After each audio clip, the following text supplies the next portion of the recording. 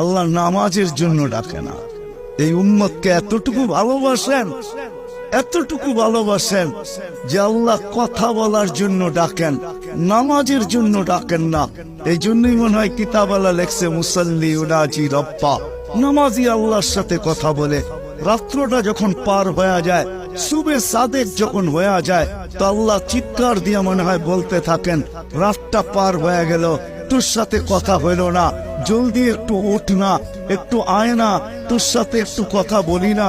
আবার যখন সকালেরটা ফজরেরটা শেষ হয়ে যায়, আবার দুপুর আসে, তখন যেন আল্লাহ বলতে থাকে, সেই সকালে কথা হইল, এখন তো দুপুর হয়ে গেল, তোর সাথে কথা হয় না, একটু আয় না, দুপুরে একটু কথা বলি না। দুপুর যখন গণায় আসর বিকাল হয়, তো আল্লাহ আবার ডাকে, সেই দুপুরে কথা হইল, এখন তো বিকাল হয়ে গেল, আয় না, তোর সাথে একটু কথা বলি না।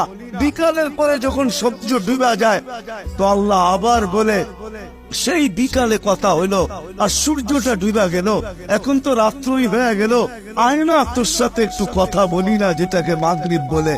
আপনি বলবেন এশারের সময় কেন কথা বলে?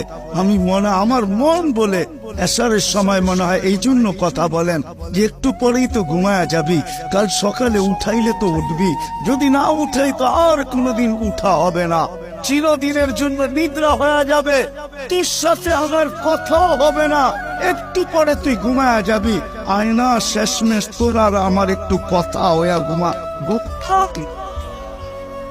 আমার তো মনে হয় আল্লাহ কথা বলার জন্য ডাকে, নামাজের জন্য ডাকে না।